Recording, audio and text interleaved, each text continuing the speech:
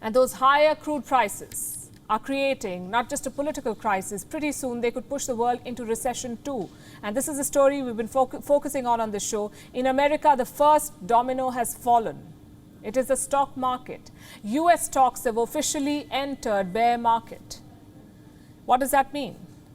If any index falls 20%, you say it has entered bear territory. The US is already there. Let me show you the numbers. Standard & Poor was trading at around 4,800 in January. Now it's around 3,700. If you do the math, it works out to 22%. In other words, a bear market. And Standard & Poor is not alone. Nasdaq is down 32% from its peak in November last year. Dow Jones is down 17%. So the economic outlook is extremely dull. Does this mean a recession is inevitable? Let's look at past instances. Every bear market does not automatically lead to recession. There is usually a threshold for that, and that's around 35%. When stocks fall 35%, it is usually followed by a recession. So the US is somewhere in the middle. But here's the problem. The economic slide is not over yet. Chances are the stocks will drop even further. Why? Because of inflation. The US Federal Reserve will announce their next policy on Wednesday. An interest hike is a foregone conclusion. The question is by how much? How much will they hike interest by? The initial expectation was 50 basis points, but that was before Friday's inflation data. Now all bets are off. US inflation has topped 8.6%. It is the highest level in almost 40 years, which means the Federal Reserve could turn even more aggressive. There is talk of a 75 basis point hike or even 100 basis points. And if that happens, the markets will fall even more. Why is that? Because of two reasons. Number one, when interest rates rise, people have less money in their pockets. They must pay more on their credit cards or their EMIs, which leaves them with little money to invest in stocks. So stocks fall. Reason number two, lower profits for companies. Loans are the lifeline of any business. If you pay more on these loans, your profits will be less. And the end result will be this. Your shares begin to underperform. What do investors do in such situations?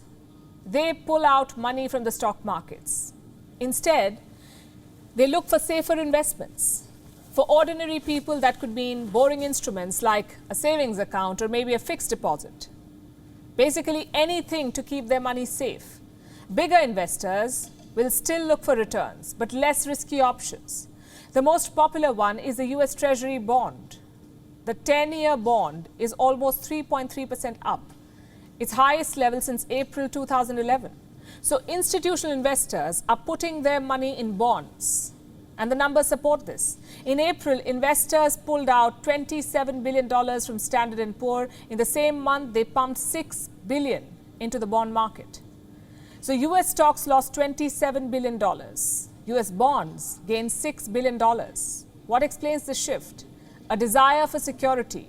During such uncertain times, every investor wants security. They want to protect their money, which means there is no appetite for risk. Take Bitcoin, for instance.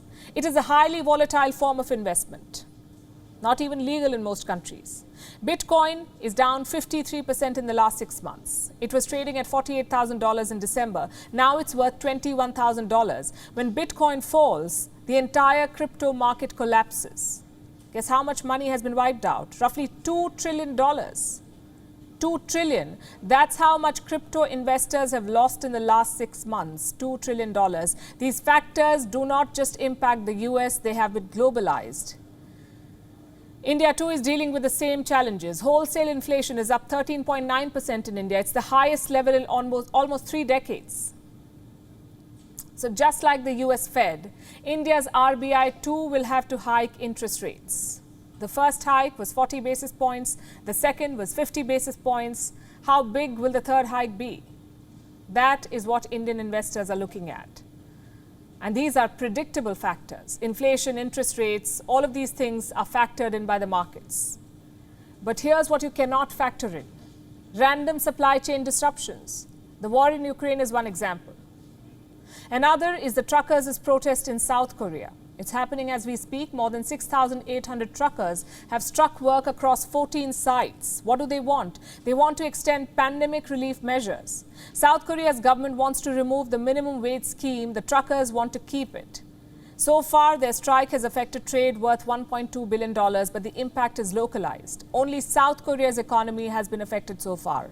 But that could change if the strike drags on.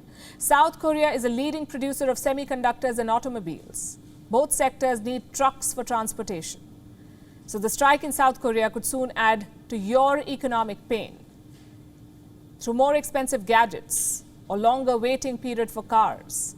And all of this really boils down to our globalized economy. Every country is linked to another today. If the US enters bear market, India's Nifty also falls. If the US Fed hikes interest rates, the Indian rupee slides. That is the downside of the globalized economy. We'll be watching this story very closely for you. WION is now available in your country. Download the app now and get all the news on the move.